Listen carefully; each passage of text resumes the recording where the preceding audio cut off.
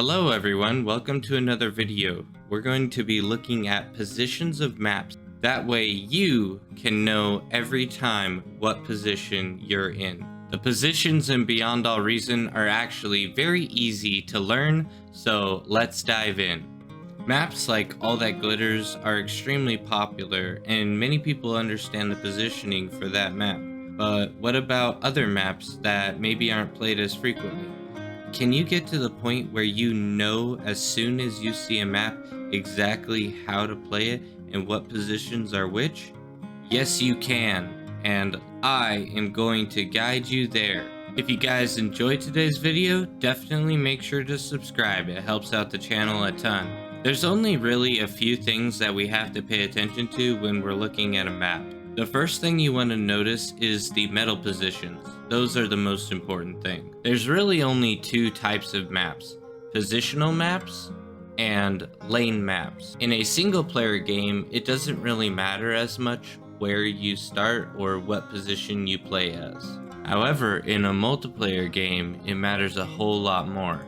Once you get into an 8v8, positions are extremely important. This is also one of the areas where newer players seem to struggle the most. When you hop on a multiplayer game, it is generally expected that you have done a little bit of research about positions on maps. Now don't worry, we're going to be getting into exactly what they are and how to identify them, but first I just want to show you guys that they're important and you need to learn how to. Now, with most maps, it's pretty easy to identify. If you see multiple pathways across the map and you're the only mechs next to that pathway, then that is generally going to be your lane. Now, this changes when you have a set of mechs in the front and a set of mechs in the back.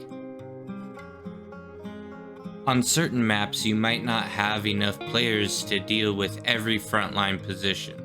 Generally, that means that you need to cover as much area as possible to be able to retain control over that area. After all, the more metal within your control, the more likely you are to win the game.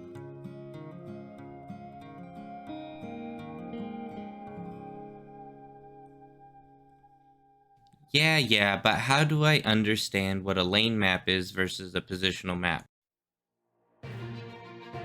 Well, that's very simple to answer. All you have to do is look and see if every pathway lines up perfectly with every mech.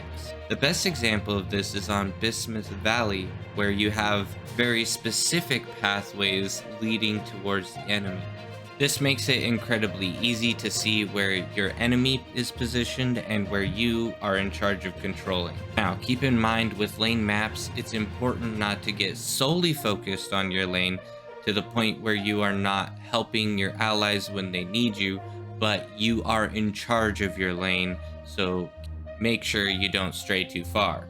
Now, with other maps, they are positional maps such as Glitters, Isthmus, and Basin. These maps don't work quite the same as Bismuth Valley. All of these maps have frontline positions, sea frontline positions, eco positions, and air positions. These maps are much more important to understand the position you're playing and be good at it before actually starting the game. It's on these maps especially that we recommend newer players start with the frontline position because it's the most easy to understand and is able to be helped by allies later on in the game.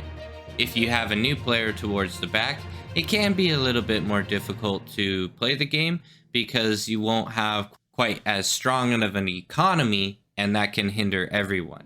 So how can we identify if a position is air player or eco player? Well, in my personal opinion, air and eco are generally interchangeable, but on some maps there might be slight advantages if the eco player has a few more mechs than the air player. How you can identify whether or not a position is air or eco is often simply by just seeing if they have a backline position. If there are two backline positions only available to players, then those are likely air position and eco position. If there are four backline positions available to players, then there's often one air, 1 eco, and 2 frontline assistant positions. And there you have it, guys. Positions really aren't that difficult, and once you look at it from a little bit of a broader perspective, it's pretty simple to figure out. I hope this helps you never be confused about what position you're playing. If you have some questions, definitely leave them in the comments, and if you enjoyed the video, subscribe, like, and share with some friends who are learning beyond all reason. I hope this was helpful, and as always, I will see you on the battlefield.